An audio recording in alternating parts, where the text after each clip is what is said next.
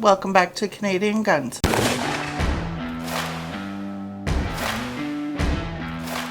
Today we're taking a look at the new Tikka Ace target in 308. Why? I couldn't find anything else except 308. Now in Canada they come in 308 6.5 Creedmoor or 223 Remington. They do have a 23.3 inch or a 26 inch Molly cold hammer forged barrel, but that's only on the 308 or the 6.5 Creedmoor. Now the Ace game, you can get it in 223 Remington, 22 250 7mm Remington mag, 308 Win, 300 Win mag, 6.5 Creedmoor, 6.5 PRC, or 7 PRC.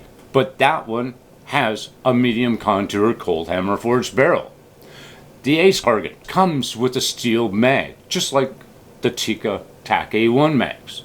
But the game only has a polymer mag.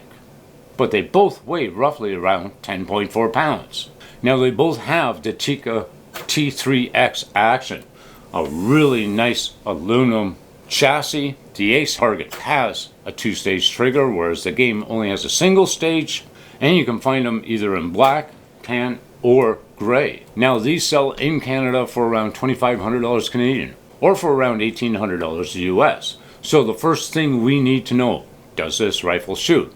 Let's take it out to the range and find out. And don't forget to smash that like and subscribe button today.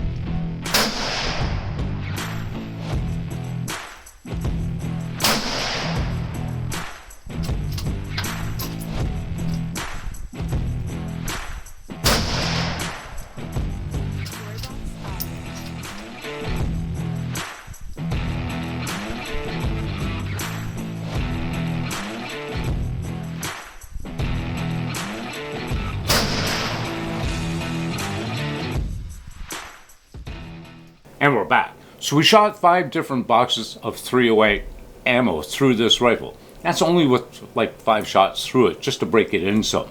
So let's start with the worst and get to the best. So the Hornady 178 grain ELDX max rounds, a 3-shot group was a 1.23 MOA.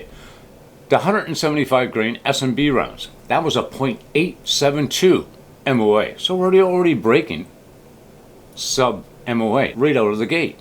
The Federal Sierra 168 grain, that was a .540. The Federal Sierra 175 grain, that was a .485. And the best for last, the Norma 175 grain golden target, that was a .479 MOA. So for a 308 rifle, that's barely been broken in, this thing was shooting like there was no tomorrow. Now this one has a 23-inch cold hammer forged heavy contour barrel with a threaded muzzle and a 1 in 10 twist. Why? Because this one's 308. But on the Ace game, it's going to be a medium contoured cold hammer forged barrel. That's one of the difference between the two. Now the action on the Tikka has the T3X action. It also has a 20 MOA rail, whereas if you look at a Tikka TAC-A1, it's a 0 MOA rail. So this is already a lot better than the TAC-A1 is. Now the bolt is a 2-lug 1-piece spiral fluted medium long action design, which is super nice. The bolt handle is a really nice size. It's got like about a 70-degree throw on this. To get it out, all you have to do is pop it like that, and out it comes. It's a really nice looking bolt, and this thing is just super buttery smooth to handle. Now it does have your safety rate on the side over here. On top of that, it does have a cocking indicator, which is a little red dot at the back of the bolt. So you always know if this thing has been cocked or if you've shot around through it. It's got that really nice little indicator on the back of it. Now, the trigger on this one is the 2-stage trigger. To the side, the trigger is right around 2 to 4 pounds. There's no creep or lag to it. It's very, very crisp. Breaks like glass on this one. This one does have this 2-stage, so if you put it like this, and you can see it, there's the first, and just like that. Just incredible. Like this, you gotta admit, Tikka makes a great trigger for a factory rifle. Just right there. Now, the game only has a single-stage trigger, so you're gonna notice that little difference on top of it. But this thing is just really, really nice to action. Now, this one does come with the Tikka proprietary mags. The only downfall with these things is that they're bloody expensive. Like, God, they see it coming when they charge you for the mags. The difference between the game is that you're going to get a polymer mag. It's a hunting rifle, so you got to save a little bit of weight someplace, especially if you're trugging through the bush. But it goes in super, super easy. It does have the mag release right here, which is really, really nice to get onto, and it just pops right back out. No hassle with this thing at all. The grip on this is also really nice. I didn't think I was going to like the grip. I actually do.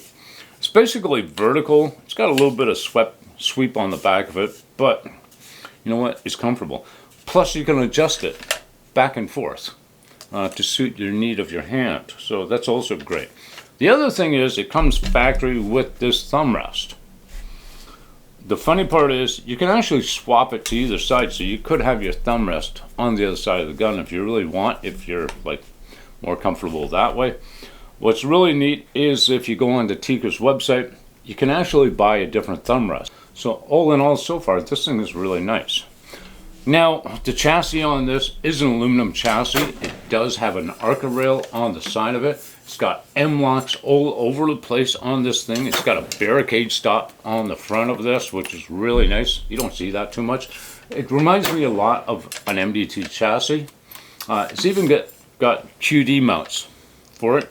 And if you'll notice right here, that's a little screw in there, screw slot, whereas you can mount like a couple extra rounds on a mount on the side of this thing.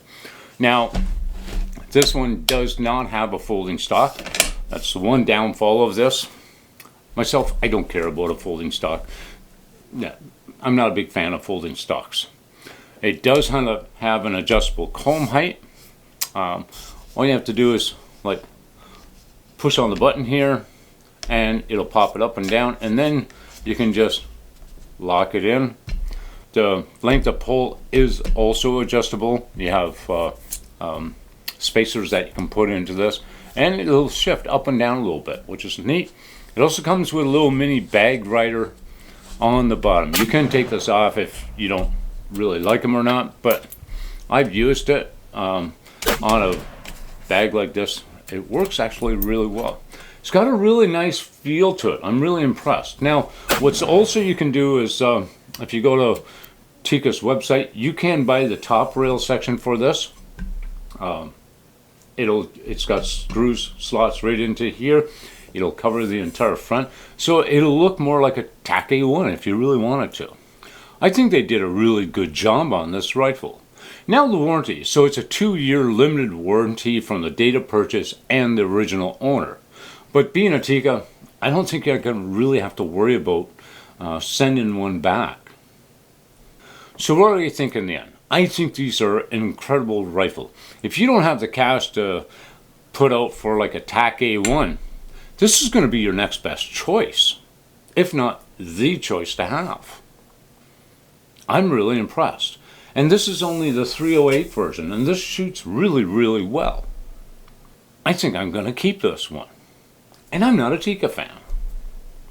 Who knew? So there you go, guys. There's my review of the Tikka Ace Target. in .308 Winchester. If you like the video on the channel so far, smash that like and subscribe button, and we'll see you next time at Canadian Guns. Bye for now.